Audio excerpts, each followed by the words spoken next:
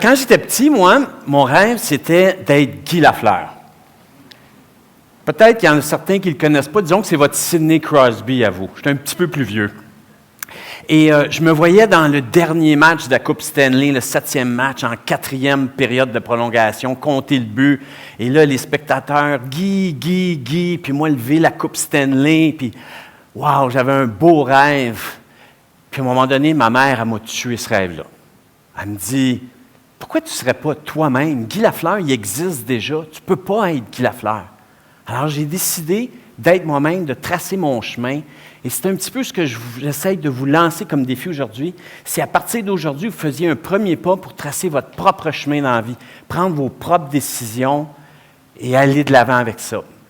Et je vous dirais que mes racines de sport extrême ont commencé en même temps. J'ai appris qu'il venait de mon père. Mon père, son sport extrême, c'était d'amener la famille au complet, tout seul, en France. Le problème, c'est qu'il y avait 9 enfants avec lui. Et ma mère, c'est de elle, ce que je retiens, c'est son intelligence. Elle décide de rester à la maison. Il faut dire qu'elle était enceinte du 10e enfant aussi. Mais là, on est parti en France, et à cette époque-là, les Français pensaient qu'ici, en Amérique du Nord, on vivait avec des Indiens à plumes et des cow-boys à cheval dans les rues. Alors, quand on est arrivé en France, on leur a joué un petit tour. On a installé notre tente, qui était un tipi indien. Ça a été un super voyage pour mes 11 ans. Et je pourrais vous dire qu'à ce moment-là, ce que mes parents ne savaient pas, c'est qu'ils venaient de m'ouvrir une porte sur le monde. Je savais que je pourrais aller découvrir la planète à partir de ce moment-là. Et finalement, l'Everest est rentré sur mon parcours quand j'ai rencontré cet homme, Babou, un Népalais, qui a 2 records Guinness. Il a passé 21 heures au sommet de l'Everest sans oxygène. En moyenne, un grimpeur a passé 10-15 minutes. Et son autre record, il l'essayait en 2000, pendant que j'étais en expédition avec lui. Il voulait partir du camp de base de l'Everest jusqu'au sommet le plus rapidement possible. Et lorsqu'on est sur l'Everest, le premier mois sert à s'acclimater. On fait le yo-yo entre les camps. On part du camp 1, camp 2, on revient au camp de base. On fait ça pour aller chercher plus de globules rouges. Et quand on est prêt pour le sommet, on a le feu vert. Babou est au camp de base, moi je suis au camp 4, et on part pour le sommet en même temps. Babou, il court. Il se rend au camp 2, il prend le temps de manger, il se met des vêtements chauds. Moi, je suis en montée à partir du camp 4 vers le sommet. Babou part du camp 2, continue, monte au camp 3, monte au camp 4. Il mange encore. Il aimait beaucoup manger, il faut le dire. Et là, moi, je continue à monter. Et tranquillement, durant la nuit, il me tape dans le dos. Il me dit, « Ça va bien, Gabriel? » Il venait de faire 3 kilomètres, il venait de faire à peu près 300 mètres. J'en revenais pas. Et ce soir-là, lui et son frère ont été les seuls à gravir l'Everest. Il a fait son record qui tient toujours, 16 heures 56 minutes. Moi, je n'ai pas réussi le sommet que vous voyez d'Everest. Parce que dans la vie, j'avais tout réussi. Les autres sommets, je les avais réussis. Et celui-là, ça a été un échec parce que je n'avais pas fait mes devoirs. Pour moi, ça allait être facile. Et je me suis frappé à un mur. J'ai passé près de la mort. 2 nuits au camp 2, 6500 mètres. Mon sac de couchage a fait défaut. Il faisait moins 25, l'hypothermie. Je suis redescendu quand même vivant, mais je savais qu'un jour, j'allais revenir sur l'Everest. Et vous savez, Babou, ces sommets-là, il les faisait pour une cause. Il attirait l'attention des médias parce que dans son pays, les jeunes, quand ils vont à l'école, ils marchent 1 heure pour aller à l'école et ils marchent 1 heure pour revenir à la maison le soir. Alors, il a réussi sa mission à faire construire des écoles. Malheureusement, l'année suivante, Babou est décédé dans une crevasse. Mais Babou m'avait laissé une leçon très importante. Gabriel, si tu vas au sommet de l'Everest pour impressionner les gens, tu fais fausse route. Si tu vas au sommet, il n'y a personne qui t'attend en haut avec une médaille. Il n'y a pas 10 000 personnes qui sont là à t'attendre, à t'applaudir. Il faut que tu trouves une mission dans la vie. Et à un moment donné, j'étais à la maison, j'étais en train de lire que le président des États-Unis, John F. Kennedy, avait demandé aux Américains de se rassembler dans une mission, aller mettre un homme sur la Lune. Et je me suis dit, il faut que je trouve ma mission. Et John F. Kennedy est allé à la NASA, visite surprise, et il demande à un concierge, « Qu'est-ce que tu fais, toi, comme travail ici? » Et le concierge, il dit, « j'aide à mettre un homme sur la Lune. Il ne se voyait pas en train de balayer des planchers, vider des poubelles. Il faisait partie de l'équipe qui allait partir en mission. Et c'est ce qu'il fallait que je trouve. Puis ma mission, je l'ai trouvée, c'est aider les gens. Depuis que je suis petit, j'aide les gens en les causes sociales que je fais. J'amène des gens sur la montagne. Et à un moment donné, il y a un jeune père de famille, greffé du cœur, 5 petits garçons, qui me demande de l'amener au sommet du Mont Blanc. Il n'est pas grimpeur. J'ai dit, pourquoi je t'amènerais? Et là, il me dit, parce que je veux sensibiliser les gens aux dons d'organes. Je veux que les gens signent leur carte. Et s'il y a une personne qui signe sa carte, ma mission sera accomplie. Alors, il était comme Babou, il y avait une mission. J'ai dit, c'est bon, on y va. On a fait le sommet du Mont Blanc ensemble, ma plus belle expérience humaine en montagne.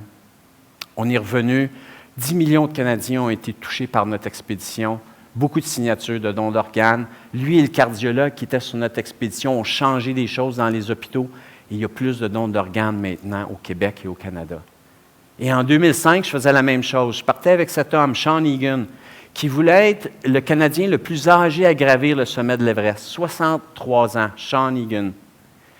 Et Sean, lui, faisait la promotion chez les jeunes de la santé et de l'exercice physique. Et il me racontait à un moment donné, à tous les jours d'Halloween, il est sur son perron, il épluche des carottes. Puis il met ça dans un bac. Ses enfants reviennent à la maison à la fin de l'école, ils disent, « Papa, on ne mangera pas des carottes, c'est des bonbons à l'Halloween, OK? » Il continue à éplucher ses carottes. À 6 heures, quand les petits monstres et les petites sorcières ont commencé à sonner aux portes, il a donné des bonbons. Mais la beauté de la chose, c'est le lendemain matin, Sean sortit dehors et il ramassait les petits bouts de carottes qui traînaient sur le terrain. Il avait réussi sa mission de faire manger au moins un légume dans la journée à un jeune. Et il y en a plusieurs qui ont mangé des carottes. Alors, Sean était content. Malheureusement, Sean est décédé sur l'Everest en 2005 pendant que je faisais l'expédition, un arrêt du cœur. Ses enfants m'ont demandé d'apporter ses cendres au sommet de l'Everest. Alors, j'avais une mission et j'ai dit, on repart. J'étais prêt pour l'ascension du sommet. On traverse le glacier Khumbu avec ses fameuses échelles crevasses. On monte au camp 2, camp 3. Au bout de la 3e journée, au camp 4. On arrive en fin d'après-midi et là, on part le soir parce qu'on va être au sommet de l'Everest au lever du soleil. Et il est autour de 5h30 le matin. Le soleil se lève, on n'est pas encore au sommet, mais vous voyez comment l'Everest, présentement, plonge son ombre sur les autres montagnes. C'est de toute beauté. Et là, on regarde ça et on admire. Et tranquillement, on voit le soleil se lever partout autour de nous. On voit le chemin qu'on a gravi durant la nuit. Et on voit les gens qui s'en viennent tranquillement sur le même chemin, qui viennent nous rejoindre. Et là, on est au sommet sud. Il reste 100 mètres vertical pour le sommet de l'Everest. 100 mètres vertical. Il fait beau, tout va bien. Il nous reste un endroit technique à passer, le fameux ressaut Hillary, le Hillary Step. C'est le passage clé que les 2 premiers hommes qui ont gravi l'Everest, Sir Edmund Hillary et Tenzing Norgay, ont réussi à trouver pour se rendre au sommet de l'Everest. C'est un mur de roche d'environ 13-14 mètres de haut. Et on le gravit avec les cordes. Et d'un côté, vous avez la vue sur 2000 mètres de vide vers le côté du Chinois et de 3000 mètres sur le côté du Népal parce que vous êtes à la frontière du Tibet et du Népal. Et tranquillement, une fois qu'on a passé ce mur-là, il nous reste seulement 50 mètres pour atteindre le sommet de l'Everest. Il n'y a plus aucun obstacle, on sait qu'on va faire le sommet. Et là, je vois au sommet, il y a un Sherpa qui est là et qui a une radio. Et dès qu'il y a une personne qui arrive au sommet, il dit au camp de base la personne qui est arrivée. Mais ce qu'il y a d'étrange, c'est que dans l'autre main, il y a une cigarette. Et moi, j'avance à 1 pas, 8 respirations, 1 pas, 8 respirations, avec un masque à oxygène en face. Incroyable. Et tranquillement, j'arrive près de lui, et là, je l'entends dire « Base Camp, Gabriel Summit ».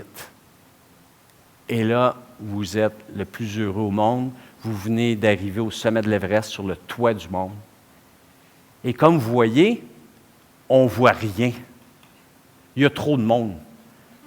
On est chanceux, dans mes lunettes, on voit un petit peu la montée, mais il y a trop de monde pour prendre une belle photo. C'est là que j'ai dit à ma conjointe, « je retourne l'année prochaine ». C'est pour ça que j'ai été 5 fois sur l'Everest. Et là, je suis au sommet, mais ma vraie mission d'aider allait se passer. J'avais un foulard népalais, on appelle un kata, qui avait les cendres de mon ami Sean à une extrémité, puis à l'autre extrémité, j'avais le riz béni par le Dalai Lama pour moi. Et je l'ai accroché, il y avait un tripode chinois, je l'ai accroché là. Et c'est là que j'ai compris, quand Babou m'avait dit « Élève-toi plus haut que l'Everest ». Avec cette mission-là, j'étais plus haut que l'Everest. Vous savez, aujourd'hui, je continue à me promener, je suis tourné vers le futur comme vous. Je continue à explorer le monde. Je continue à aider. C'est ma mission. Et aujourd'hui, je vous dirais, allez explorer le monde. Tracez votre propre chemin. Allez chercher toutes les médailles olympiques que vous voulez. Allez chercher toutes les coupes Stanley que vous voulez, tous les diplômes que vous voulez. Mais ayez une mission qui va vous amener plus haut que l'Everest. Merci beaucoup.